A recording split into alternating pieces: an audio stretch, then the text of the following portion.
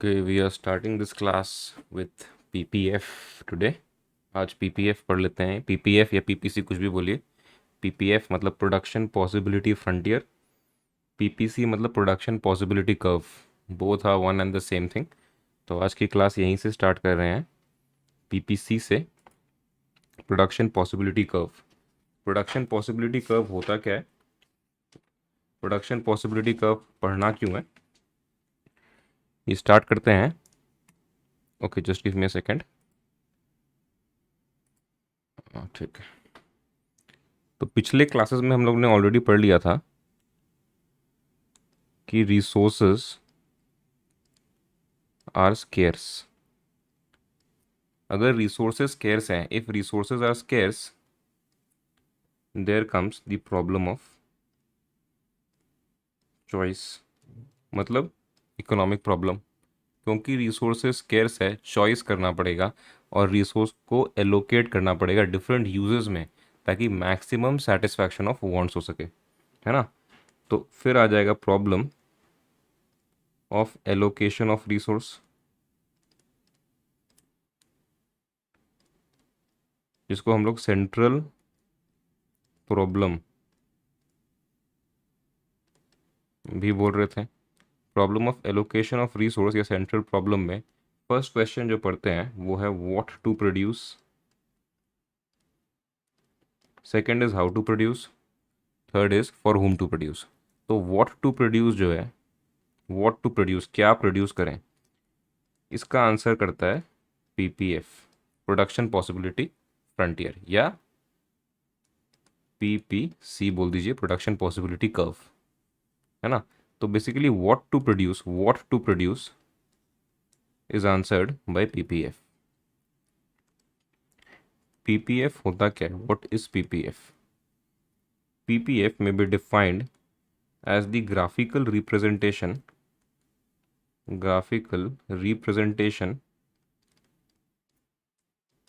of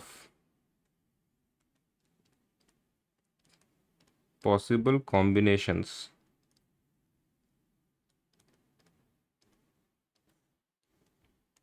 of two goods which can be produced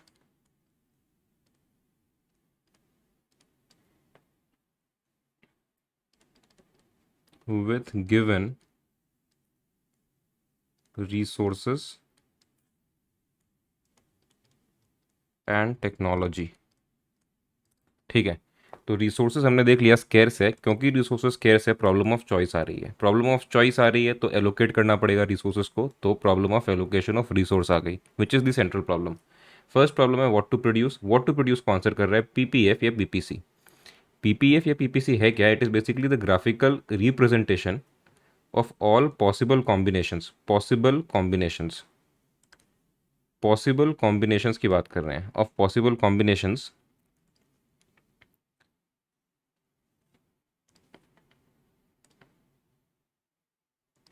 ठीक है, possible combinations of two goods only which can be produce with given resources and technology.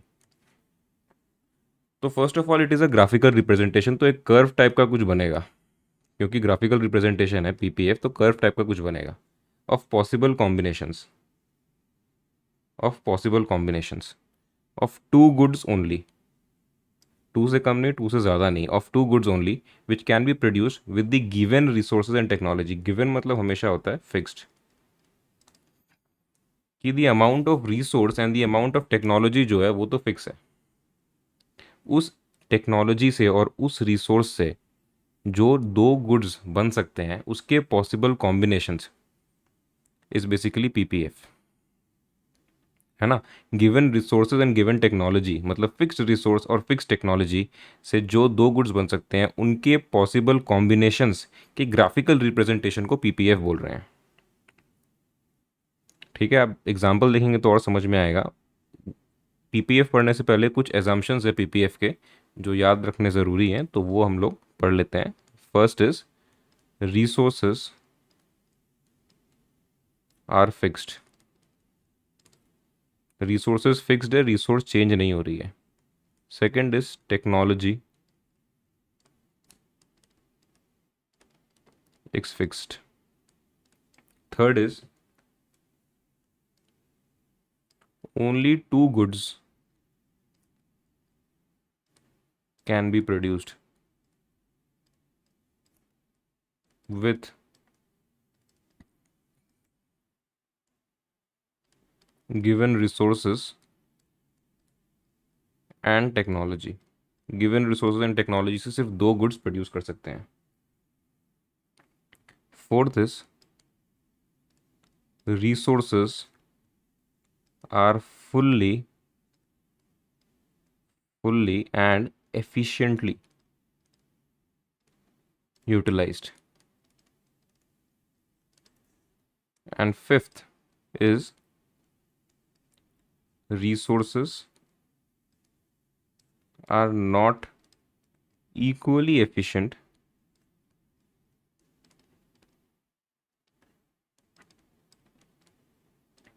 in production of all goods.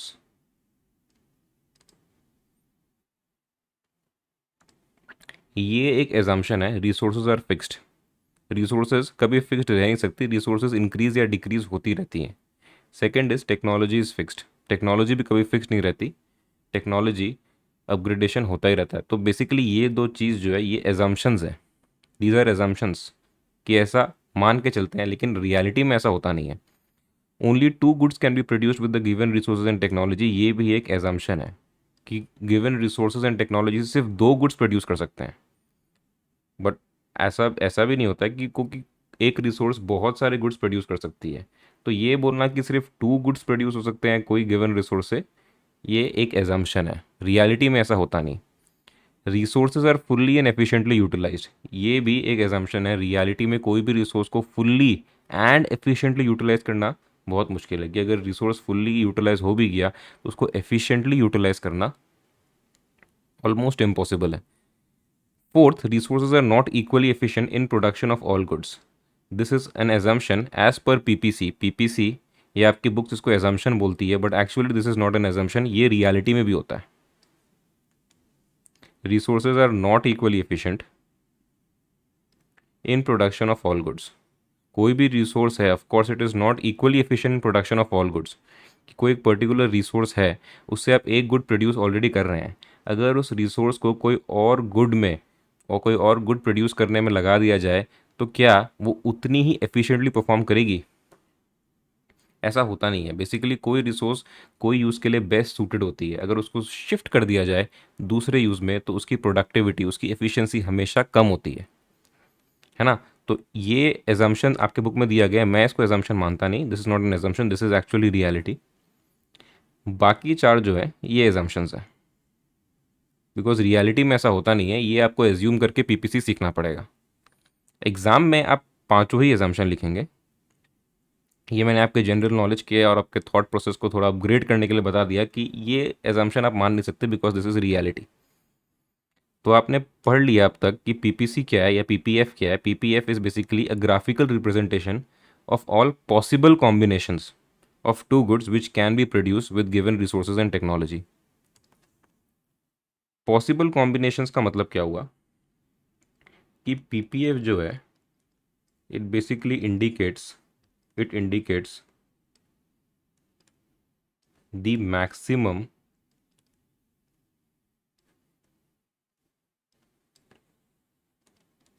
capacity of the economy.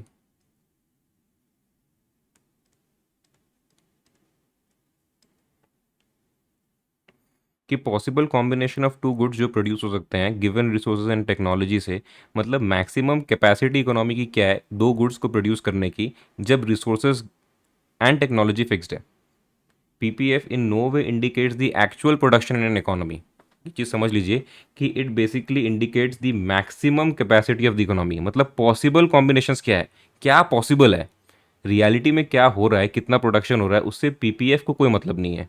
It basically indicates the maximum capacity of the economy.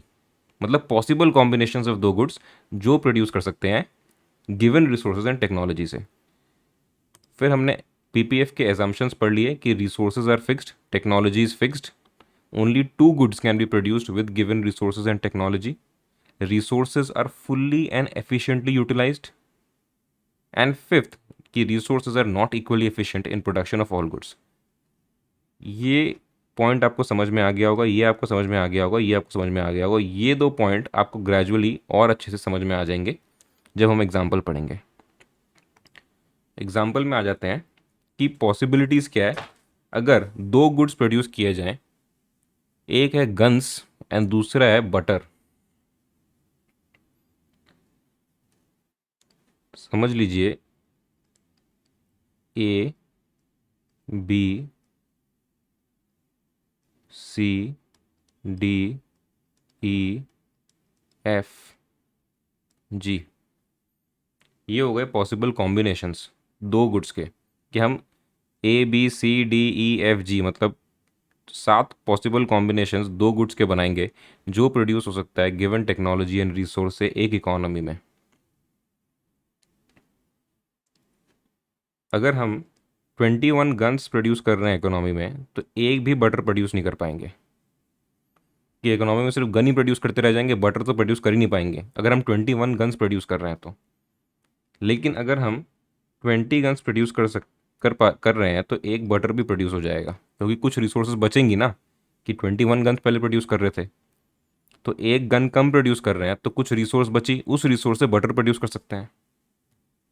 सी कि अगर हम 18 guns produce कर रहे हैं तो हम दो butter produce कर पाएंगे।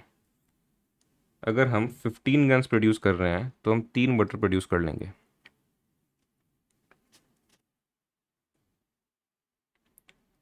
अगर हम 11 गन्स प्रोड्यूस कर रहे हैं हम 4 बटर प्रोड्यूस कर लेंगे। अगर हम 6 गन्स प्रोड्यूस कर रहे हैं हम 5 बटर प्रोड्यूस कर लेंगे। लेकिन जब हम 6 बटर प्रोड्यूस करेंगे, अगर हम 6 बटर प्रोड्यूस करेंगे तो हम गन्स एक भी प्रोड्यूस नहीं कर पाएंगे।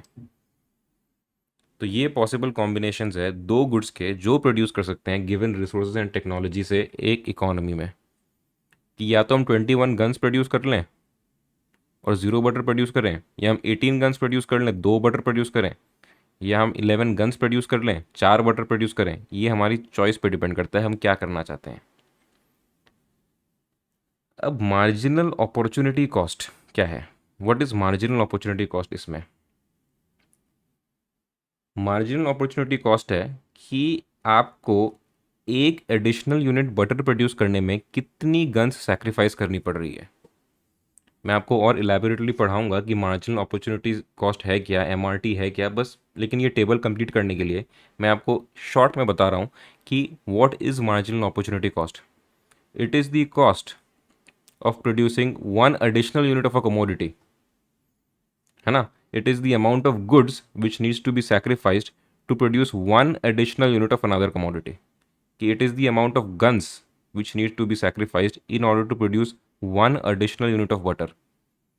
One additional unit of butter produce करने में कितनी गन सैक्रिफाइस करनी पड़ रही है। तो इसमें कुछ होगा नहीं बिकॉज इसमें we are not producing butter, लेकिन इसमें हम one additional unit of butter produce कर रहे हैं तो हमें कितनी गन सैक्रिफाइस करनी पड़ रही है, वन गन। कि 21 से 20 गन्स प्रोड्यूस कर रहे हैं तो एक गन सेक्रीफाइस करनी पड़ी। इसमें हम एक additional unit of butter produce कर रहे हैं तो हमें कितनी गन सेक्रीफाइस करनी पड़ रही है, हमें 2 गन सेक्रीफाइस करनी पड़ रही है। कि जब हमने first unit of butter produce किया तब तो एक गन सेक्रीफाइस करनी पड़ी, लेकिन जब हम सेकेंड एडिशनल यूनिट मतलब एक एडिशनल यूनिट प्रोड्यूस कर रहे हैं बटर की, तब हमें 2 गन्स सेक्रीफाइस करनी पड़ रही हैं। तो इसका मार्जिनल अपॉर्चुनिटी कॉस्ट इज 2। जब हम थर्ड यूनिट प्रोड्यूस कर रहे हैं बटर की, मतलब एक additional unit of butter produce कर रहे हैं, तो how many guns need to be sacrificed?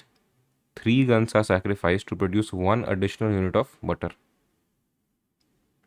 If we are producing again one additional unit of butter, how many guns need to be sacrificed? We are sacrificing 4 guns to produce one additional unit of butter. आप ये मत सोचिए कि 4 butter produce कर रहे हैं तो 4 gun sacrifice कर रहे हैं, वो नहीं है, क्योंकि आप एक एडिशनल यूनिट जो प्रोड्यूस कर रहे हैं बटर का, उसके लिए आपको 4 गन सेक्रीफाइस करनी पड़ रही है। तो marginal opportunity cost of producing one additional unit of butter is sacrificing 4 guns. इसमें जब आप प्रोड्यूस कर रहे हैं one additional unit of butter, then you are sacrificing 5 guns. And here when you are producing one additional unit of butter, You are sacrificing 6 guns. So this is the marginal opportunity cost of producing butter in place of guns. MRT क्या है, मैंने mathematically आपको यहाँ बता दिया है कि MRT is delta guns by delta butter. Delta guns मतलब change in guns by change in butter. इसमें of course there is no marginal rate of transformation MRT. But यहाँ पे अगर आप देखेंगे what is delta guns by delta butter, it is 1/1. इधर आप देखेंगे what is delta guns by delta butter, कितना गन्स आपको लॉस करना पड़ा एक बटर एडिशनल प्रोड्यूस करने के लिए. The answer is 2/1. इधर आपको कितना गन सैक्रिफाइस करना पड़ा एडिशनल बटर प्रोड्यूस करने के लिए, मतलब change in guns by change in butter कितना है. Change in guns of course 3 gun sacrifice करना पड़ा एक additional unit of butter produce करने के लिए. इधर change in guns by change in butter कितना है, it is 4/1. What is the change in guns by change in butter in the combination F? It is 5/1. And what is change in guns by change in butter in combination G? It is 6/1.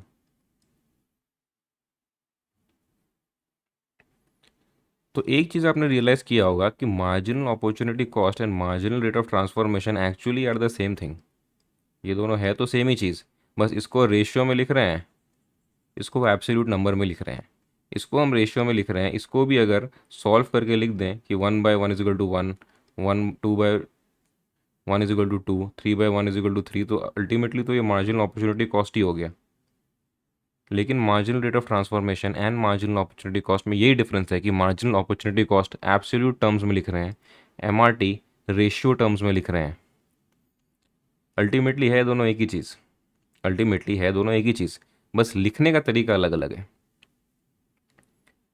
तो ये PPC के लिए आपने ये देख लिया कि marginal की डिफरेंट कॉम्बिनेशन ऑफ गुड्स है क्या. A combination, B combination, C combination, D combination, E combination, F G combination. क्या चीज़ की कॉम्बिनेशन है, दो गुड्स के, गन्स एंड बटर. तो ये पॉसिबल कॉम्बिनेशंस हैं दो गुड्स के विच can be produce with the given resources and technology. अगर आप इसको ग्राफ में प्लॉट करेंगे,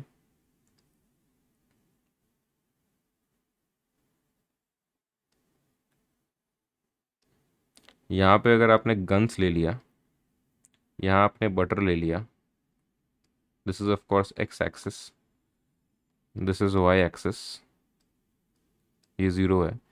तो अगर आप इसको ग्राफ में प्लॉट करेंगे तो ऐसा कुछ कर्व बन जाएगा. ये जो कर्व है जो कि ग्राफिकल रिप्रेजेंटेशन है all possible combination of two goods which can be produce with given resources and technology, इसके ग्राफिकल रिप्रेजेंटेशन को PPC बोल रहे हैं, प्रोडक्शन पॉसिबिलिटी कर्व. कि प्रोडक्शन की जो पॉसिबिलिटीज़ है उसका कर्व.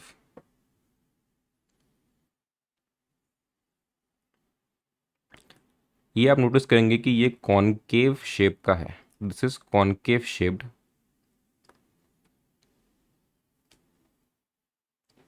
इसमें डिफरेंट कॉम्बिनेशन आएंगे कि A कॉम्बिनेशन है, ये B कॉम्बिनेशन है, C कॉम्बिनेशन. आप ये देख के अगर रियलाइज़ करते हैं कि A कॉम्बिनेशन में क्या हो रहा था कि आप गन्स 21 प्रोड्यूस कर रहे थे लेकिन बटर 0 प्रोड्यूस कर रहे थे, तो ऑफकोर्स ये कॉम्बिनेशन जो है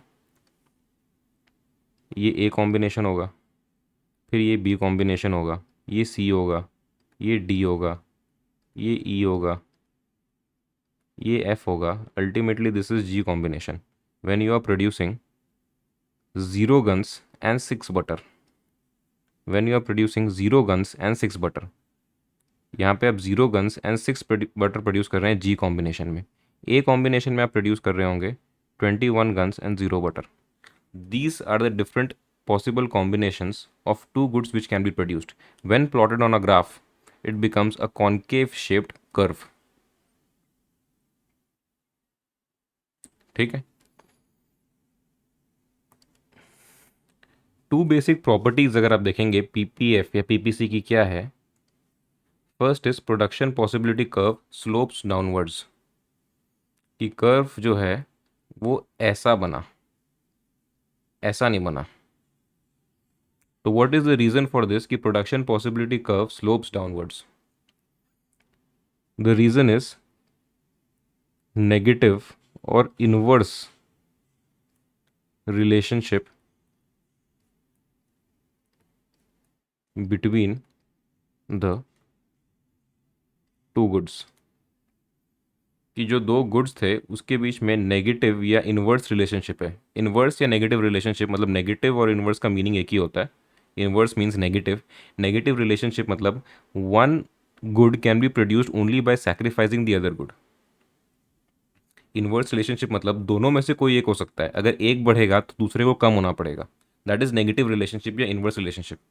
अगर पॉजिटिव रिलेशनशिप होता और ग्राफ ऐसे होता, मतलब ये बढ़ेगा तो ये भी बढ़ेगा, मतलब वाई एक्सिस वाला गुड बढ़ेगा तो एक्स एक्सिस वाला गुड भी बढ़ेगा, वाई एक्सिस वाला गुड बढ़ेगा तो एक्स एक्सिस वाला गुड भी बढ़ेगा, ये होता जब पॉजिटिव रिलेशनशिप होता। लेकिन because there is inverse relationship of two goods, मतलब one good can be produced only by sacrificing the other good, inverse relationship है। और नेगेटिव रिलेशनशिप का जो ग्राफ होता है ना, हमेशा डाउनवर्ड स्लिपिंग होता है मैथमेटिकली अगर आप देखेंगे तो डाउनवर्ड स्लोपिंग जो है production possibility curve, the only reason for it is negative और inverse relationship between the two goods which are produced with the given resources and technology. Second thing, second basic property of PPF is production possibility curve is concave to the origin. It is concave to the origin. It is not convex to the origin. इसको convex बोलते, लेकिन production possibility curve is concave to the origin. The simple reason for production possibility curve to be concave to the origin is increasing MRT और MOC.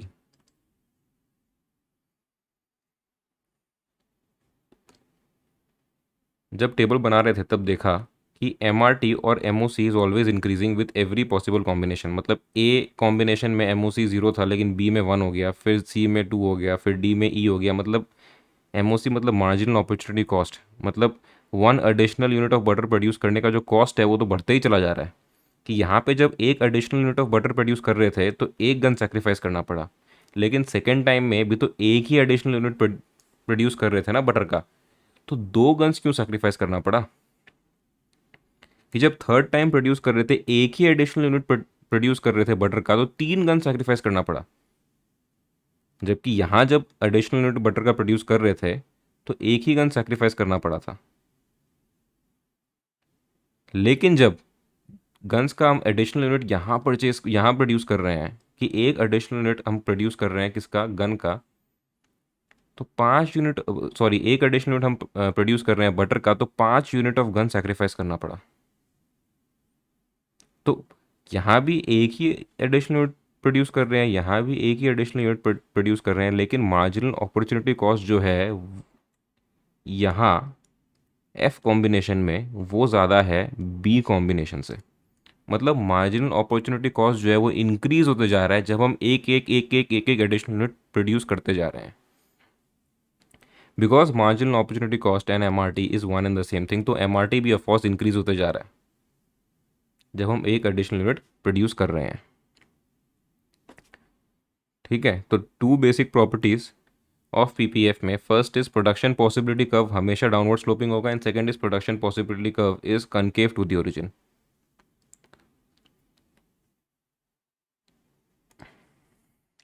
अब आ जाते हैं marginal opportunity cost, marginal rate of transformation, जो तब से बक रहे हैं वो है क्या, what is actually marginal opportunity cost और मार्जिनल रेट ऑफ ट्रांसफॉर्मेशन और मार्जिनल रेट ऑफ सब्स्टिट्यूशन क्या है। फर्स्ट ऑफ ऑल मार्जिनल मतलब एडिशनल, है ना। ये मार्जिनल जो है इसका मतलब है वन एडिशनल। तो literal meaning marginal opportunity cost term का ये हुआ कि opportunity cost one additional unit जब प्रोड्यूस कर रहे हैं, opportunity cost of producing one additional unit is marginal opportunity cost. Number of units of a commodity sacrificed to gain one additional unit of another commodity is marginal opportunity cost. Key number of units of a commodity sacrificed, 2 units of a commodity need to be sacrificed to produce one additional unit of butter. So marginal opportunity cost is 2. इस case में the number of units which need to be sacrificed is 6 to produce one additional unit of butter. Marginal opportunity cost is 6. So marginal opportunity cost is the cost of producing one additional unit of a commodity. It is the number of units of a commodity sacrificed to gain one additional unit of another commodity. Third point है MOC is always increasing.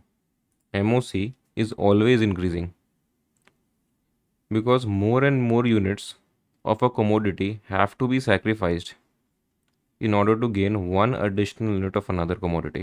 More and more units of a commodity need to be sacrificed to gain one additional unit of another commodity. Example में आपने देख लिया था कि more and more units of a commodity need to be sacrificed, कि first में तो आपने 1 यूनिट ऑफ गन सैक्रिफाइस किया to gain one additional unit of butter, लेकिन फिर आपने 2 गन सैक्रिफाइस किया, फिर 3 गन सैक्रिफाइस किया, फिर 4 गन सैक्रिफाइस किया, अल्टीमेटली 6 गन सैक्रिफाइस किया to gain one additional unit of butter. तो marginal opportunity cost is always increasing. ठीक है. अब marginal opportunity cost is always increasing, इसका लॉजिक क्या है, इसका लॉजिक कहाँ है कि मार्जिनल अपॉर्चुनिटी कॉस्ट इंक्रीज क्यों हो रहा है हमेशा? Why is marginal opportunity cost always increasing?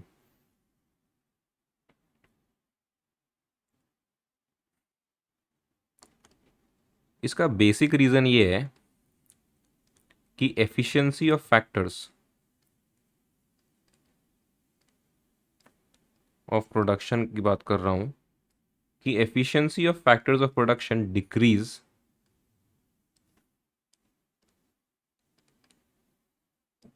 when they are shifted from one good to another.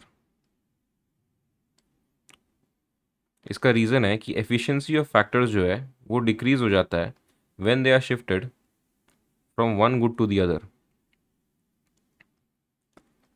अगर आपको याद होगा assumptions ऑफ पीपीएफ में पढ़ा था हमने कि resources are not equally efficient in production of all goods.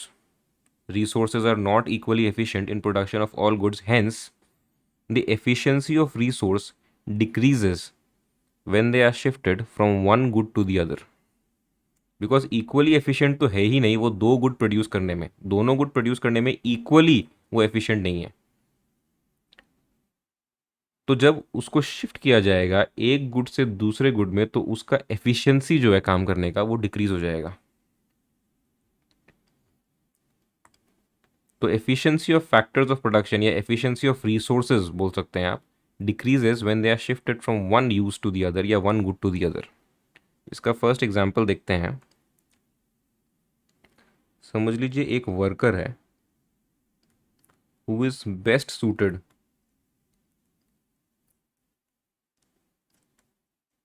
For production of guns. मतलब वर्कर बेस्ट सूटेड है गन्स प्रोड्यूस करने के लिए, कि मतलब उसके खून में ही गन्स प्रोड्यूस करना है, कि उसके पिताजी, उसके दादाजी, उसके परदादाजी भी गन्स ही प्रोड्यूस कर रहे थे, बचपन से वो गन्स ही देखा और वो बेस्ट सूटेड है गन्स प्रोड्यूस करने के लिए. लेकिन आप जाके उसको बोल रहे हैं is told to produce butter, कि भाई अब तो सब शांत हो गया है, अब तो मोदी जी आ गए हैं, अब वॉर वॉर तो कुछ होगा नहीं, आप एक काम करिए, अब गन्स वन्स का कोई काम है नहीं, अब बटर प्रोड्यूस करिए. वर्कर जो आज तक सिर्फ गन्स ही प्रोड्यूस किया है, गन्स ही देखा है ज़िंदगी में, उसको आप बोल रहे हैं कि गो एंड प्रोड्यूस बटर, कि आज से गन्स बंद, आज से प्रोड्यूस करना पड़ेगा बटर.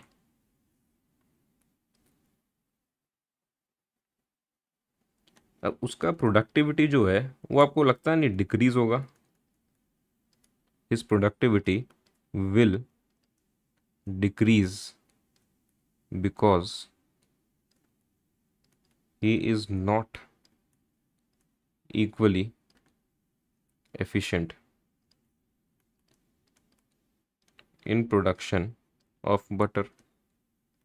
कि जितना वो गन्स प्रोड्यूस करने में एफिशिएंट है उतना वो बटर प्रोड्यूस करने में एफिशिएंट नहीं है ना. उसका प्रोडक्टिविटी डिक्रीज हो जाएगा जब वो गन से बटर में जाएगा. कि पहले गन्स तो 1 घंटे में 10 गन बना रहा था, लेकिन बटर 1 घंटे में एक ही बन रहा है. तो प्रोडक्टिविटी कम है उसका. कि दूसरा जो इंसान है जो बटर ही प्रोड्यूस कर रहे हैं ज़िंदगी भर से, वो हो सकता है 1 घंटे में 10 बटर बना दे, लेकिन ये रिसोर्स जो है, ये आदमी जो है, ये वर्कर जो है, क्योंकि ये गन प्रोड्यूस कर रहा था अब तक, उसको अगर बटर में लगा दिया जाए तो वो 1 घंटे में एक ही बटर बना पाएगा। हाँ, इसको गन अगर बनाने बोलो तो 1 घंटे में 10 गन बना देगा, लेकिन बटर ये एक ही बना पाएगा, क्योंकि ये कभी सीखा ही नहीं बटर बनाना, इसको आता ही नहीं है बटर बनाना, आज तक कभी बटर देखा ही नहीं है, सिर्फ गन्स ही देखा है। तो a worker who is best suited for production of guns is told to produce butter. His productivity will decrease because he is not equally efficient in production of butter. तो इसमें हो क्या रहा है, वर्कर का जो एग्जिस्टिंग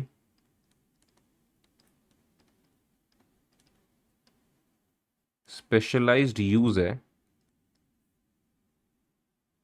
ऑफ रिसोर्स, मतलब worker का एग्जिस्टिंग स्पेशलाइज्ड यूज जो है वो डिस्टर्ब हो गया, और इसलिए उसका एफिशिएंसी डिक्रीज हो गया। Worker who is best suited for production of guns is told to produce butter, so his productivity will decrease because he is not equally efficient in production of butter.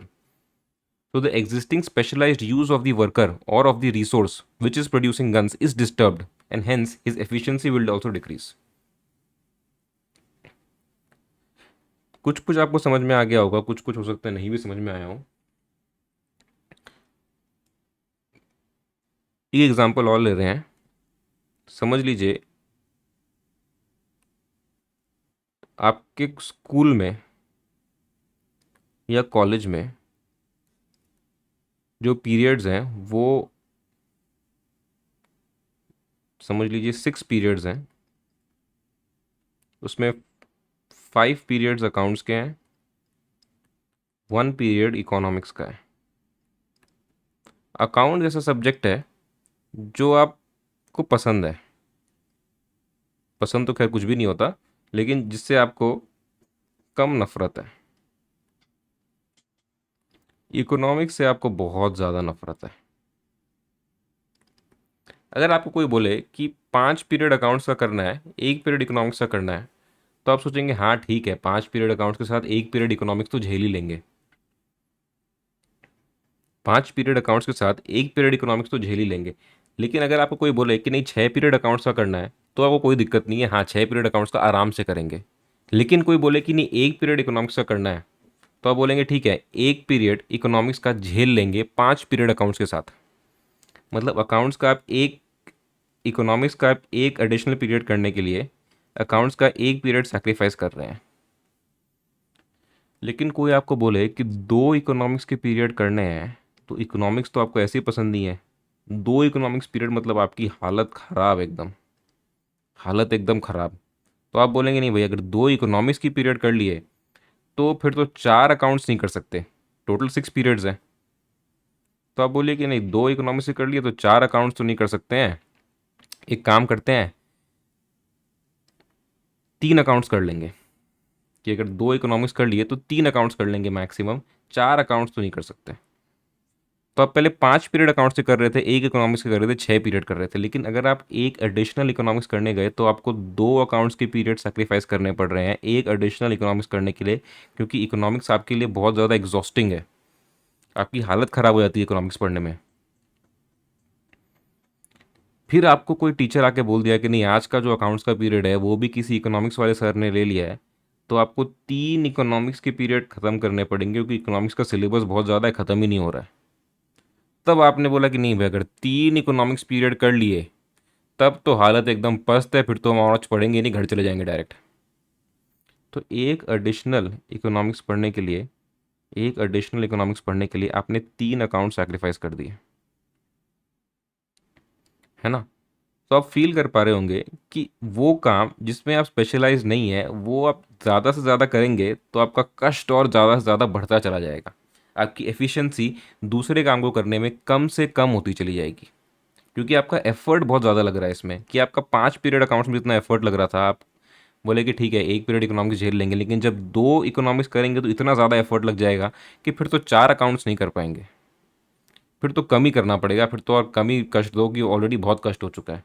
और अगर 3 economics जितना कष्ट दे दिया फिर तो हम घर ही चले जाएंगे, फिर तो कुछ अकाउंट्स नहीं करेंगे। तो इधर आपको एक एडिशनल इकोनॉमिक्स के लिए एक अकाउंट सेक्रीफाइस करना पड़ा, लेकिन जब आप तीसरा एडिशनल यूनिट इकोनॉमिक्स का ले रहे हैं तो आपको 3 अकाउंट सैक्रिफाइस करने पड़ रहे हैं, क्योंकि क्यूमुलेटिवली इतना ज़्यादा भार हो गया आपके ऊपर कि उसके बाद आप कुछ नहीं कर सकते।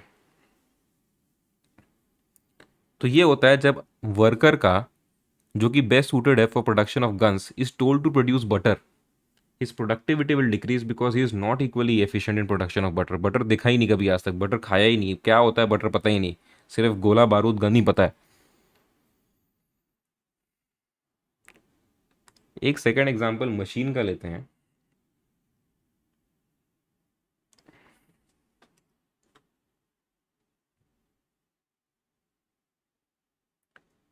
ये कोई मशीन है, वो गन्स प्रोड्यूस कर रही है, लेकिन आप बोलेंगे नहीं गन्स की ज़रूरत तो है नहीं, उस मशीन को अब बटर प्रोड्यूस करना पड़ेगा। सो to produce 1 additional unit of butter,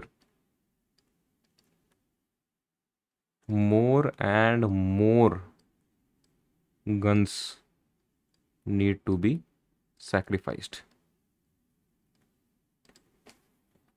वही हो रहा है जो वर्कर के केस में हो रहा था, मशीन के केस में भी सेम ही थिंग है। Worker and machine both are resources which are best suited for production of a particular good, but when they are shifted to production of some other good, तो इस machine का भी जो existing specialised use है वो disturb हो गया। इसलिए उस मशीन की प्रोडक्टिविटी कम से कम होती चली जाएगी जब आप उसमें ज़्यादा से ज़्यादा बटर प्रोड्यूस करने लग जाएंगे। तो produce 1 additional unit of butter, more and more guns need to be sacrificed, क्योंकि मशीन की प्रोडक्टिविटी कम होती चली जाएगी, मार्जिनल अपॉर्चुनिटी कॉस्ट बढ़ता चला जाएगा, है ना। अब ऐसा क्यों हो रहा है कि जब रिसोर्स को हम शिफ्ट ही कर रहे हैं, जब रिसोर्स को हम गन से बटर में शिफ्ट कर रहे हैं, तो प्रोडक्टिविटी कम ही हो रही है। ऐसा क्यों नहीं कि भाई गन्स से अगर बटर में शिफ्ट किया तो प्रोडक्टिविटी बढ़ गई, ऐसा क्यों नहीं हो रहा है? ऐसा इसलिए नहीं हो रहा है क्योंकि जो रिसोर्स है वो ऑलरेडी अपने एग्जिस्टिंग स्पेशलाइज्ड यूज़ में लगा हुआ है। Resources are already in their existing specialised use. कि ऐसा नहीं है कि कोई मशीन जो गन्स के लिए बनी थी उससे आप पहले बटर प्रोड्यूस कर रहे थे, लेकिन जब आपने उसे गन्स में शिफ्ट किया तब तो मशीन का प्रोडक्शन बढ़ते ही चला गया, उसकी प्रोडक्टिविटी बढ़ती चली गई, क्योंकि वो बेस्ट सूटेड थी गन्स के लिए, लेकिन आप उसको बटर में यूज़ कर रहे थे। तो इकोनॉमिक्स में हम ये कभी एज्यूम नहीं करते कि जो मशीन है वो बटर प्रोड्यूस करने में यूज़ हो रही थी, जबकि वो स्पेशलाइज्ड है गन्स प्रोड्यूस करने में।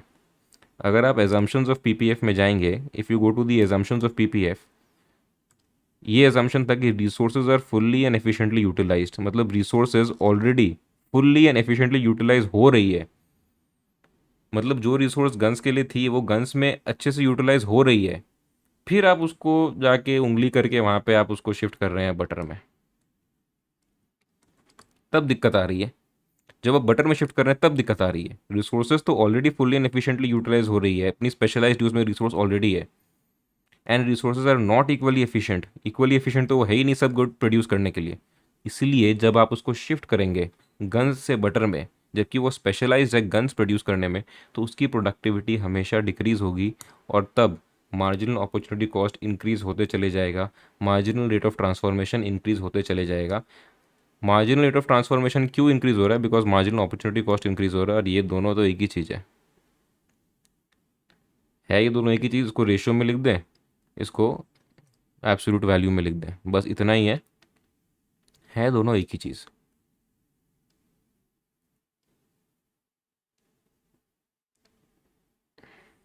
ठीक है। अब मार्जिनल रेट ऑफ ट्रांसफॉर्मेशन क्या है? मार्जिनल रेट ऑफ ट्रांसफॉर्मेशन मैं तो बोलूँगा कि एमओसी है, कुछ है नहीं है इसमें, लेकिन फिर भी मैथमेटिकली आपको समझना है तो मार्जिनल रेट ऑफ ट्रांसफॉर्मेशन इस बोलेंगे is the slope of PPC. अगर आप स्लोप पढ़ेंगे mathematically, what is slope? Mathematically slope is always del Y by del X. कोई भी ग्राफ का स्लोप जो होता है it is delta Y by delta X, मतलब change in Y axis by change in X axis. तो कोई भी स्लोप अगर है it is delta Y by delta X, which means change in guns by change in butter मतलब delta loss, मतलब loss in guns by delta gain, मतलब gain in butter. तो M R T आप conclude कर सकते हैं क्या है, स्लोप ऑफ पीपीसी है। स्लोप क्यों? क्योंकि it is delta Y by delta X. पढ़ा था ना हमने कि what is M R T, what is M R T.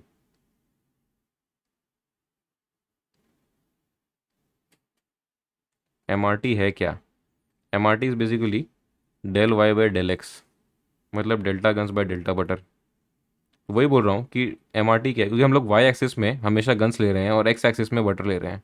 PPC में हम लोग वाई एक्सिस में गन्स ले रहे हैं, इसमें बटर ले रहे हैं। तो delta Y by delta X is the slope of कोई भी कर्व का स्लोप जो है वो delta Y by delta X होता है।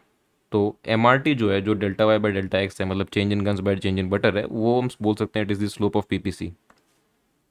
तो M R T is basically number of units sacrificed by number of units gained। ठीक है, change in unit sacrifice bye change in unit gains. Delta मतलब होता है चेंज, तो change in units sacrifice bye change in units gained. अच्छा, अब MOC के बारे में पढ़ते हैं कि सॉरी, अब एमओसी और एमआरटी में डिफरेंस क्या है। मैंने आपको बताया था कि एमओसी और एमआरटी में डिफरेंस कुछ भी नहीं है, both are one and the same thing. Both are one and the same thing, MOC और एमआरटी में डिफरेंस कुछ भी नहीं है। तो M O C is an absolute value, M R T is the ratio, बस यही डिफरेंस है। दिखा दो दोनों सेम ही चीज़ रहा है, दिखा दो दोनों सेम ही चीज़ रहा है कि नंबर ऑफ यूनिट सैक्रिफाइस कितना करना पड़ रहा है एक एडिशनल यूनिट जब दूसरे प्रोडक्ट का प्रोड्यूस करना है।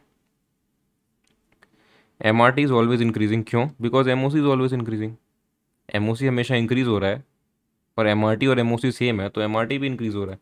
That is no resource is equally efficient in production of all goods, which is also an assumption of PPC और PPF. When resources are shifted from one use to the other. When resources are shifted, their existing specialized use is disturbed, and hence their efficiency always decreases, and hence MOC is always increasing. अब increasing MRT is the reason for the concave shape of PPF. PPF का जो concave shape है उसका reason है increasing MRT। कोई भी curve का जब स्लोप होता है वो इंक्रीजिंग स्लोप होगा ना, तो कर्व हमेशा कॉनकेव बन जाएगा। आप इसको मैथमेटिकली प्रूव कर सकते हैं। मैथमेटिकल, आप जब D Y by D X लेंगे डेरिवेटिव निकाल के, सेकेंड डेरिवेटिव में इसको प्रूव कर सकते हैं कि कॉनकेव क्यों हो रहा है कर्व जब एम आर टी इंक्रीजिंग है, मतलब स्लोप इंक्रीजिंग है तो कर्व कॉनकेव क्यों हो रहा है। वो मैथ्स में पढ़ लीजिएगा, इकोनॉमिक्स के लिए नहीं है वो। एक एक्सरसाइज ले रहे हैं, अब तक जो भी सीखा उसको करने के लिए। An economy produces two goods, एक इकोनॉमी दो गुड प्रोड्यूस कर रही है, wheat and cloth. Wheat and cloth. The following table summarises its production possibilities, मतलब पीपीसी बनाना है, प्रोडक्शन पॉसिबिलिटीज बता रही है एक टेबल। कैलकुलेट क्या करना है, एमओसी या एमआरटी। मैंने बोला था कि आपको एमओसी एमआरटी दोनों सेम चीज़ है, तो एमओसी कैलकुलेट करो या एमआरटी कैलकुलेट करो, एक ही बात है। Of producing more cloth, cloth ज़्यादा प्रोड्यूस करना है इन प्लेस ऑफ वीट, मतलब वीट को सैक्रिफाइस करना है। वीट को सैक्रिफाइस करना है, क्लोथ को ज़्यादा प्रोड्यूस करना है, ऐसे कॉम्बिनेशंस बताते जाओ, है ना। अब कॉम्बिनेशन में वीट जब 100 kg प्रोड्यूस कर रहे हैं, क्लोथ कितना प्रोड्यूस हो रहा है? ज़ीरो। तो मार्जिनल अपॉर्चुनिटी कॉस्ट क्या है, इसमें निकाल ही नहीं सकते क्योंकि डेटा इंसफिशिएंट है। इंक्रीज डिक्रीज तो कुछ है ही नहीं। मार्जिनल अपॉर्चुनिटी कॉस्ट या marginal rate of transformation is change in Y by change in X. जब एक ही डेटा दिया हुआ है, एक ही डेटा दिया हुआ है, तो कुछ चेंज तो हुआ ही नहीं ऊपर वाले से। जब चेंज हुआ ही नहीं तो यहाँ मार्जिनल अपॉर्चुनिटी कॉस्ट या एमआरटी नहीं निकल सकता। सेकंड वाला देखेंगे तो क्लोथ एक्स्ट्रा प्रोड्यूस किया है, वीट कम किया है। तो what is M R T या M O C, what is M R T या M O C? It is delta Y by delta X, delta Y by delta X, या फिर बोल सकते हैं delta loss by delta gain. कितना loss करना पड़ा? 10। कितना गेन हुआ? 25। So what is marginal opportunity cost? इसको सॉल्व करेंगे, you will get 0.4। 0.4 is the marginal opportunity cost of producing one additional unit of cloth, one additional meter of cloth, है ना। मतलब क्लोथ का जब एक एडिशनल मीटर प्रोड्यूस कर रहे हैं तो 0.4 kg ऑफ वीट को सैक्रिफाइस करना पड़ रहा है। इसका इंटरप्रिटेशन ये हुआ कि क्लोथ का जब एक एडिशनल मीटर प्रोड्यूस कर रहे हैं तो 0.4 kg ऑफ वीट को सैक्रिफाइस करना पड़ रहा है। जब और 25 मीटर्स क्लोथ प्रोड्यूस करेंगे तो कितना सैक्रिफाइस करना पड़ेगा? It is again delta loss by delta gain. Delta loss by delta gain कितना हो, कितना लॉस किया 20, गेन कितना किया 25। What is marginal opportunity cost is 0.8। इसमें क्या होगा, delta loss by delta gain again, कितना लॉस हुआ 30, 30 लॉस हुआ ना, 70 से 30 लॉस हुआ। इधर कितना लॉस हुआ था 20, इधर कितना लॉस हुआ था 10, गेन कितना हुआ इधर 25, इधर गेन कितना हुआ 25। तो 25 गेन हुआ, लॉस हुआ 30, तो 30/25 कितना हुआ 1.2। एक चीज़ नोटिस कर रहे हैं, मार्जिनल अपॉर्चुनिटी कॉस्ट इंक्रीज हो रहा है। यहाँ इंक्रीज हो गया 0.4 से 0.8, यहाँ इंक्रीज हो गया 0.8 से 1.2। रिसोर्सेज शिफ्ट हो रही है, मार्जिनल अपॉर्चुनिटी कॉस्ट इंक्रीज हो रहा है। कितना सेक्रीफाइस कर दिया यहाँ पे 30, गेन कितना हुआ इधर 10, delta loss by delta gain कितना हुआ 30/10 which is 3। Marginal opportunity cost increase हुआ क्या, इंक्रीज हुआ क्या, हुआ। मार्जिनल अपॉर्चुनिटी कॉस्ट इंक्रीज हुआ। अगेन सेक्रीफाइस कितना किया 10 सेक्रीफाइस किया, गेन कितना हुआ 2 गेन हुआ। Delta loss by delta gain कितना 10/2 is equal to 5। Marginal opportunity cost increase हुआ क्या, इंक्रीज हुआ। इंक्रीज हो रहा है शुरू से, पहले 0.4 से लेके आके यहाँ 5 हो गया। तो मार्जिनल अपॉर्चुनिटी कॉस्ट एक एडिशनल यूनिट प्रोड्यूस करने का क्लोथ हमेशा इंक्रीज होते जा रहा है।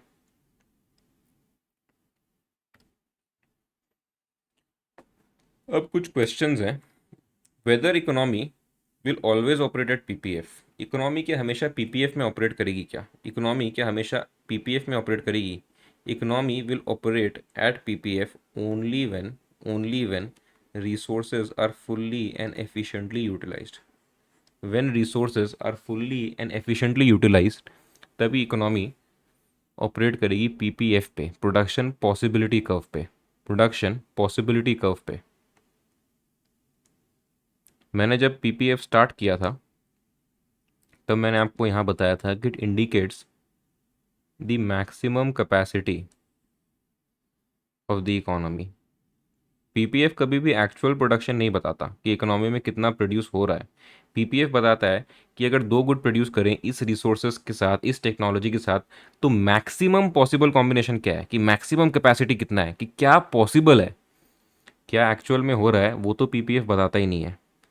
तो पीपीएफ बताता है कि maximum capacity of the economy क्या है। तो इकोनॉमी मैक्सिमम कैपेसिटी पे ऑपरेट कर सकती है क्या? इकोनॉमी पीपीएफ पे ऑपरेट कर सकती है क्या? ऑपरेट कर सकती है only when the resources are fully and efficiently utilised. When the resources are fully and efficiently utilised तब इकोनॉमी पीपीएफ पे ऑपरेट करेगी। When the resources are fully and efficiently utilised economy will operate at PPF. At PPF economy यहाँ operate करेगी। कोई भी combination इनमें से बना लेगी, कोई भी कॉम्बिनेशन जो पीपीएफ में गिर रहा है उसमें से बना लेगी, क्योंकि पीपीएफ है।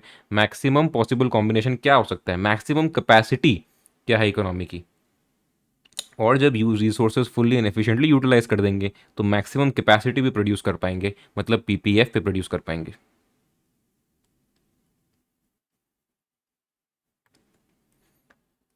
तो economy will operate at PPF only when resources are fully and efficiently utilized.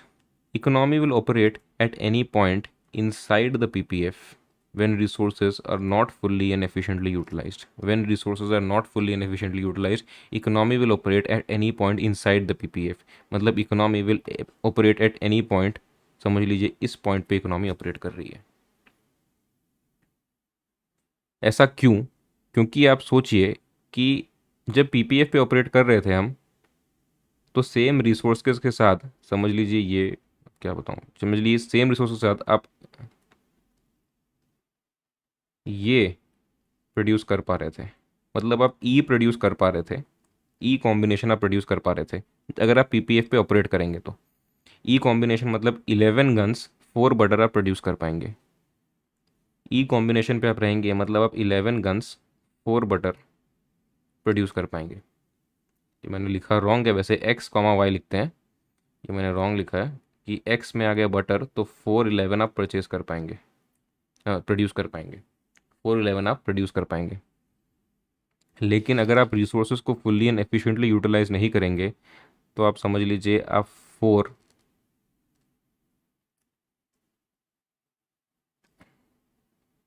कि आप यहाँ 411 प्रोड्यूस कर रहे थे, आप 211 प्रोड्यूस कर पा रहे हैं। When the resources are not fully and efficiently utilised, कि आपकी कैपेसिटी तो है कि आप 11 गन्स एंड 4 बटर प्रोड्यूस कर लें, लेकिन जब आप रिसोर्सेज को फुल्ली यूटिलाइज नहीं करेंगे और एफिशिएंटली रिसोर्सेज को यूटिलाइज नहीं करेंगे तो आप 11 गन्स के साथ 2 बटर प्रोड्यूस कर पाएंगे। मतलब you are operating at a point inside the PPF, you are operating at here, you have the capacity to operate here. Resources जो है आपके पास जो टेक्नोलॉजी है उससे आपकी इतनी कैपेसिटी कि आप ये प्रोड्यूस कर सकते हैं। मतलब आप 4 बटर प्रोड्यूस कर सकते हैं, लेकिन आपको रिसोर्सेज ठीक से यूटिलाइज करनी आती नहीं, आपने ये ठीक से रिसोर्सेज को यूटिलाइज किया नहीं, आपने फुल्ली एंड एफिशिएंटली रिसोर्सेज को यूटिलाइज किया नहीं, इसलिए आप 2 ही बटर प्रोड्यूस कर पाए 11 गन्स के साथ। Okay, so when resources are not fully and efficiently utilized, you can operate at any point inside the PPF. Now, can you operate at any point outside the PPF? Can you operate here? Can you operate here? Or can you operate here? मतलब F combination में you were producing, F combination में आप produce कर रहे थे 6 guns 5 butter, 6 guns and 5 butter आप produce कर रहे थे। क्या F कॉम्बिनेशन में आप 6 गन्स 5 बटर प्रोड्यूस कर रहे थे? क्या उसी कॉम्बिनेशन, क्या आप अब 6 गन्स एंड 8 बटर प्रोड्यूस कर सकते हैं with the given resources and technology? क्या आप प्रोड्यूस कर सकते हैं? आप 6 गन्स एंड 5 बटर प्रोड्यूस कर रहे थे जो आपकी मैक्सिमम कैपेसिटी थी with the given resources and technology. While the resources were fixed, the technology is fixed, the maximum capacity of the economy was to produce 6 guns and 5 butter. But can you produce 6 guns and 8 butter with the same resources? No, क्योंकि आपकी maximum capacity तो PPC है, maximum capacity of the economy is PPC. तो maximum capacity के beyond जाके आप कुछ produce नहीं कर सकते सेम रिसोर्सेज के साथ। हो सकता है आपके रिसोर्सेज इंक्रीज हो जाए या टेक्नोलॉजी ऐसी अपग्रेड हो जाए कि आप यहाँ पहुँच जाएं, लेकिन अभी आपकी मैक्सिमम कैपेसिटी यही है। तो you can not produce outside the PPF. Can you produce inside the PPF? Yes you can produce inside the PPF. Can you produce on the PPF? Yes, you can produce on the PPF. These both are attainable. But can you produce outside the PPF? No, you cannot, and hence it is unattainable. It is unattainable.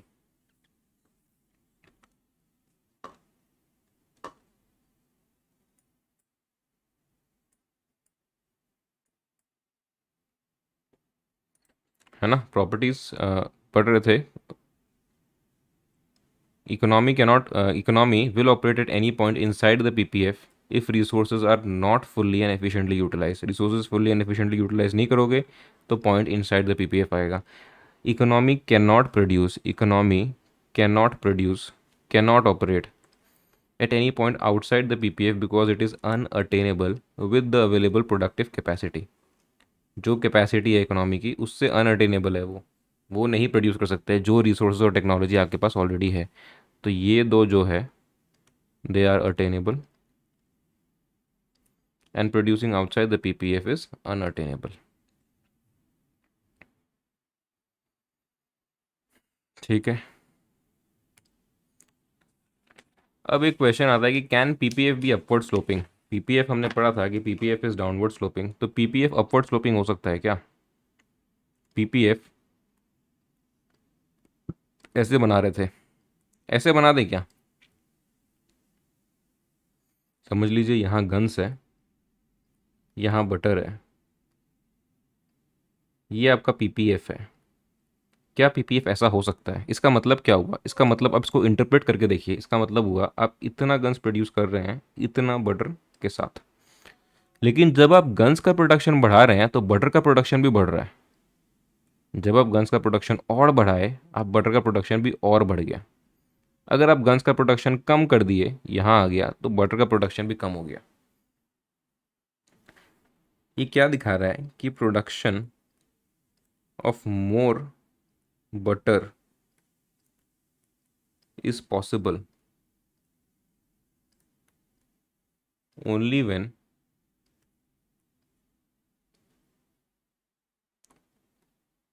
The production of guns is increased.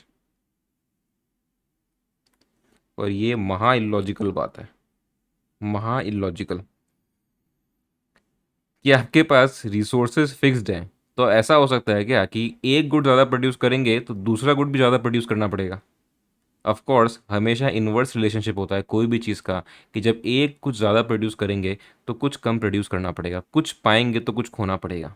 That is opportunity cost. कि जब guns ज़्यादा produce करना चाहेंगे, guns ज़्यादा produce करना चाहेंगे तो butter का प्रोडक्शन इतना होगा। जब गन्स कम करेंगे तो बटर का प्रोडक्शन बढ़ा सकते हैं। तो स्लोप हमेशा डाउनवर्ड स्लोपिंग होगा, because the two goods have inverse और नेगेटिव रिलेशनशिप। लेकिन ये ग्राफ दिखा रहा है कि दो गुड्स में पॉजिटिव रिलेशनशिप है, जो कि इम्पॉसिबल है। ये हो ही नहीं सकता कभी। PPF, can PPF be upward sloping? No, it can not be upward sloping. Upward sloping तब होता है जब गन्स ज़्यादा प्रोड्यूस करना तो बटर भी ज़्यादा प्रोड्यूस करना पड़ेगा, ऐसी सिचुएशन आ जाती तो। लेकिन ये सिचुएशन आ ही नहीं सकती, ये बहुत ही लॉजिकल बात है। इसलिए PPF can not be upward sloping. Can PPF be a straight line? PPF एक स्ट्रेट लाइन हो सकता है क्या? पीपीएफ एक कॉनकेव शेप्ड कर्व है, it's a concave shaped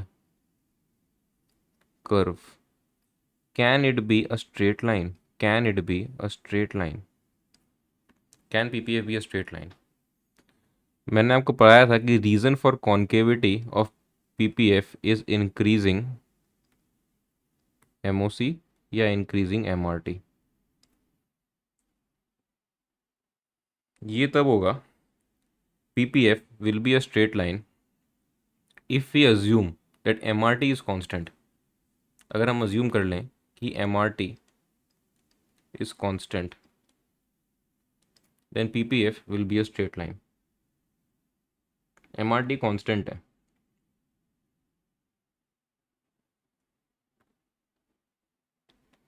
MRT constant का क्या मतलब है? मतलब equal number of guns sacrificed to produce an additional unit of butter।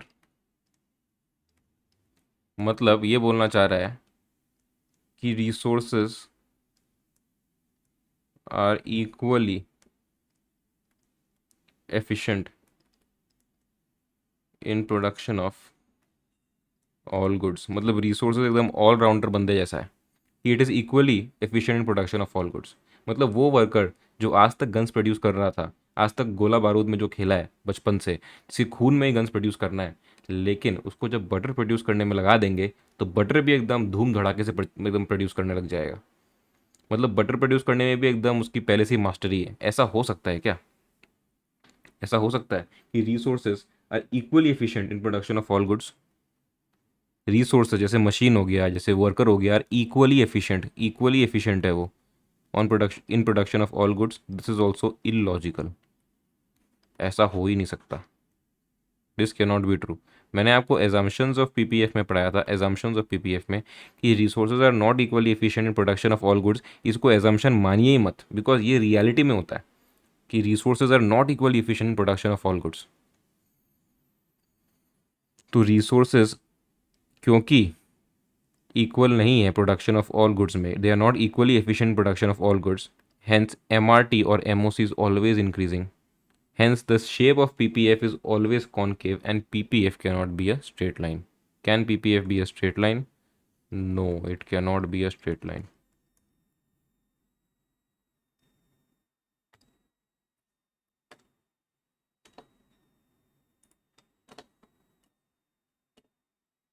Third question है, can PPF be convex to the origin? Can PPF be convex to the origin?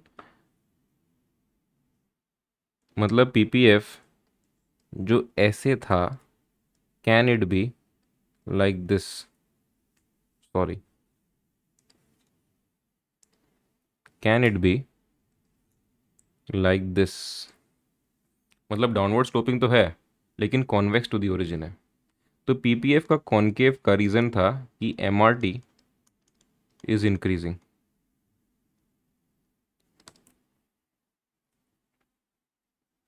है ना। तो PPF convex कब होगा? When MRT is decreasing. अगर MRT decrease होगा या MOC decrease होगा तो पीपीएफ कॉन्वेक्स हो जाएगा। एमआरटी डिक्रीजिंग का क्या मतलब हुआ कि लेस एंड लेस यूनिट्स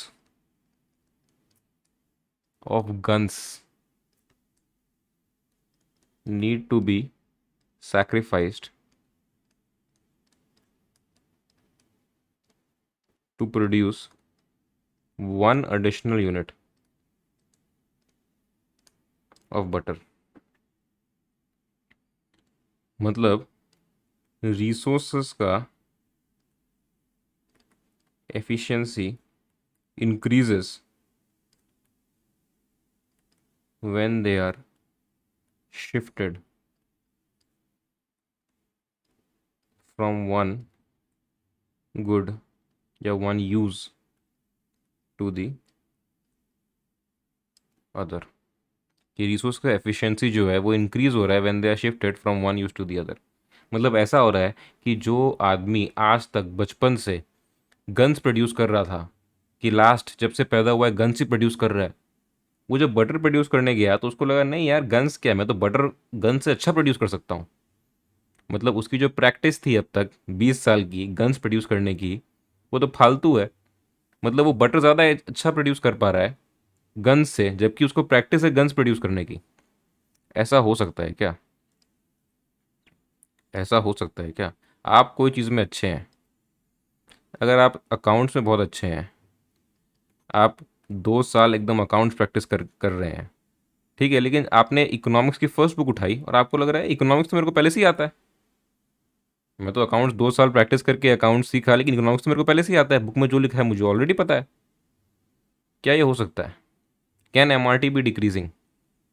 मतलब less and less units of guns need to be sacrifice to produce one additional unit of butter. मतलब रिसोर्सेज का एफिशिएंसी जो है increases when they are shifted from one good to the other. ये illogical इसलिए है, this is illogical because we know that resources are already fully and efficiently utilized। मतलब resources are already in their best use, resources already अपने best use में हैं। जब उसको shift करते हैं हम लोग, when we shift the resources from their best use, then their existing best use is disturbed, and if their existing best use is disturbed and they are shifted, their efficiency always decreases। when their efficiency decrease, their MRT will always be increasing। MRT या MOC will always increase when their efficiency decrease, है ना। Efficiency decrease होता है इसलिए तो additional unit produce करने के लिए ज़्यादा से ज़्यादा यूनिट सेक्रीफाइस करनी पड़ती है। मतलब मार्जिनल अपॉर्चुनिटी कॉस्ट हमेशा इंक्रीजिंग होता है। अगर मार्जिनल अपॉर्चुनिटी कॉस्ट डिक्रीजिंग होने लग गया, अगर आपके साथ ये अकाउंट्स और इकोनॉमिक्स वाला केस हो गया, अगर वर्कर के साथ ऐसा हो गया कि वो बटर प्रोड्यूस करने में बचपन से ही एकदम जन्म सिद्ध माहिर है, तब एम डिक्रीज हो जाएगी और तब ये कॉनकेव शेप जो है ये नहीं होके कॉन्वेक्स हो जाएगा पीपीएफ। बट इस जन्म में ये पॉसिबल है नहीं, इस जन्म में ये पॉसिबल नहीं है, इसलिए ये भी इलॉजिकल है बहुत। And can PPF be convex to the origin? No, it can not be. So PPF is always concave to the origin. PPF हमेशा कॉन्केव होगा ओरिजिन से। अब एक छोटा सा टॉपिक बच गया है, चेंज इन पीपीएफ। बहुत ही सिंपल टॉपिक है, आप खुद से भी पढ़ सकते हैं, मैं आपको ओवरव्यू दे रहा हूँ कि चेंज इन पीपीएफ जो होता है, पीपीएफ चेंज होता है, उसमें दो टाइप के चेंजेस होते हैं। एक होता है shift in PPF, the other is rotation of PPF. One is shift in PPF, the other is rotation of PPF. Shift in PPF मतलब पीपीएफ पूरा का पूरा शिफ्ट हो गया, मतलब पीपीएफ ऐसा बना हुआ था लेकिन अब पीपीएफ ऐसा हो गया, या पीपीएफ ऐसा हो गया, मतलब पूरा का पूरा पीपीएफ शिफ्ट हो रहा है। रोटेशन इन पीपीएफ मतलब पीपीएफ पहले तो ऐसा बना हुआ था लेकिन अब ऐसा हो रहा है, या ऐसा हो रहा है, या फिर ऐसा हो गया। कि मतलब एक एक्सिस पे तो कांस्टेंट है, एक एक्सिस पे तो कांस्टेंट है, दूसरे एक्सिस पे चेंज हो रहा है। जब दूसरे एक्सिस पे चेंज हो रहा है, एक पे कांस्टेंट है, it is called rotation of PPF. Shift in PPF मतलब वो विद रिस्पेक्ट टू दोनों एक्सिस शिफ्ट हो रहा है।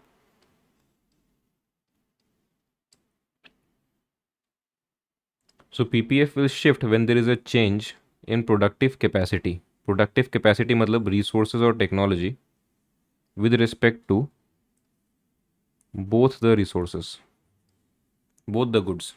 PPF will shift when there is a change in productive capacity, मतलब resources और technology में कुछ change आ रहा है with respect to both the goods. लेकिन PPF will rotate when there is a change in productive capacity. When there is a change in productive capacity मतलब resources या technology with respect to only one good. With respect to only one good, अगर कुछ shift आ रहा है with respect to only one good आ रहा है तो rotation of PPF मानेंगे, नहीं तो शिफ्ट इन पीपीएफ होगा। शिफ्ट इन पीपीएफ देख रहे हैं क्या होता है कि when there is a growth of resources, resources का ग्रोथ हो रहा है या एडवांसमेंट इन टेक्नोलॉजी हो रही है with respect to both the goods, कि रिसोर्सेज भी बढ़ रही है या फिर रिसोर्सेज अगर नहीं बढ़ रही तो टेक्नोलॉजी एडवांस्ड हो रही है, या फिर दोनों ही हो रहा है, रिसोर्सेज भी बढ़ रही है, टेक्नोलॉजी भी एडवांस्ड हो रही है, the PPF will shift to the right. PPF will shift to the right मतलब पहले आप ये गुड्स प्रोड्यूस कर पा रहे थे, लेकिन क्योंकि टेक्नोलॉजी में इतना एडवांसमेंट आ गया, अब आप ये प्रोड्यूस कर पाएंगे, क्या बोल सकते हैं, ये प्रोड्यूस कर पाएंगे। मतलब you can produce both the goods, you can produce more of both the goods when there is an advancement in technology. So if there is an increase in resources, we can produce more of both the goods and this will cause the PPF to shift rightwards की capacity बढ़ गई goods की, है ना। And when there is a decrease in resources और technological degradation with respect to both the goods, the PPF will shift to the left. मतलब अब आप कम प्रोड्यूस कर पाएंगे, पहले आप ये प्रोड्यूस कर पा रहे थे, अब आप ये प्रोड्यूस कर पाएंगे, you can produce less of both the goods PPF shift होने से। शिफ्ट होने का मतलब है या तो रिसोर्सेज कम हो गई या टेक्नोलॉजी डिग्रेडेशन हो गया या कोई अर्थक्वेक आ गया, ऐसा अर्थक्वेक आ गया कि सारे रिसोर्सेज ही डिस्ट्रॉय हो गई, तो प्रोडक्शन इकोनॉमी में कम हो जाएगा।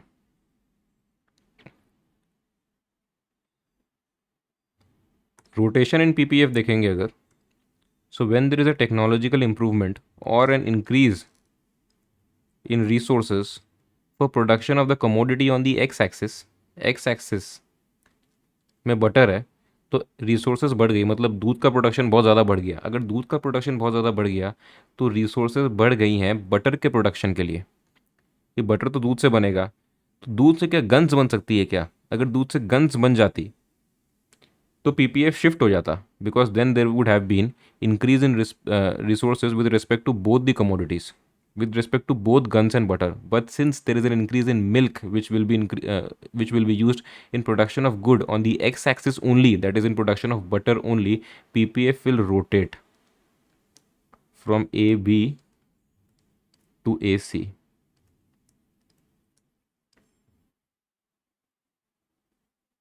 कि आप गन्स तो उतना ही प्रोड्यूस कर पा रहे हैं, लेकिन बटर आप ज़्यादा प्रोड्यूस कर पाएंगे क्योंकि resources with respect to butter बढ़ गई है.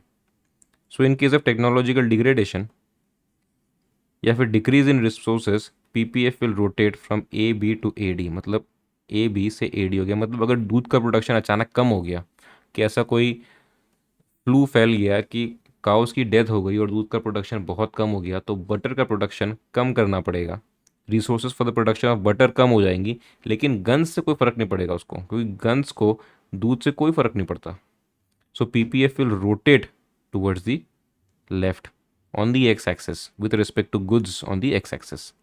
सिमिलरली अगर आप देखेंगे तो वाई एक्सिस के लिए भी अगर प्रोडक्शन, अगर रिसोर्सेज या टेक्नोलॉजिकल अपग्रेडेशन हो गया with respect to resources with respect to goods on the y-axis only, if there is an increase in resource or a technological upgradation with respect to resource on the y-axis only, with respect to resource on the y-axis with respect to goods on the y-axis only, मतलब guns के लिए, सिर्फ guns के लिए resources बढ़ गई या technological upgradation हो गया, कि गोला बारूद का प्रोडक्शन बहुत बढ़ गया, तो गोला बारूद का अगर प्रोडक्शन बढ़ गया तो गन्स आप ज़्यादा प्रोड्यूस कर सकते हैं. मतलब resources have increased for the production of guns only. क्या उस बारूद से आप बटर बना सकते हैं? क्या आप बटर नहीं बना सकते उस बारूद से. इसलिए पीपीएफ जो है बटर वाले साइड में तो कांस्टेंट रहेगा, लेकिन यहाँ पे it will shift from A B to A C. A C में शिफ्ट हो जाएगा क्योंकि आप अब ज़्यादा गन्स बना सकते हैं, क्योंकि टेक्नोलॉजिकल अपग्रेडेशन हो गया या फिर रिसोर्स बढ़ गई गन्स के लिए. सिमिलरली अगर रिसोर्स डिक्रीज हो गई या फिर टेक्नोलॉजिकल डिग्रेडेशन हो गया with respect to good on the Y axis, मतलब गन्स, तो PPF will shift from A B to A D, sorry from B A B to D B. और जब इंक्रीज होगी it will shift from A B to B C. है ना. This and this बहुत similar है, ये आप खुद से भी देख सकते हैं, बहुत ही सिंपल सा टॉपिक है. तो दिस एंड्स आर पीपीएफ. और इकोनॉमिक्स का जो फर्स्ट चैप्टर है वो एंड हो गया है. उसमें कुछ थोड़ी बहुत चीज़ें बाकी है कि micro economics and macro economics में क्या डिफरेंस है. बहुत ही सिंपल चीज़ें हैं. आप कोई भी बुक देख लीजिए, संदीप गर्ग देख लें, तो आपको अच्छे से समझ में आ जाएगा. कंसेप्चुअल जो नॉलेज है वो मैंने आपको दे दी है. And this ends our first chapter. Thank you.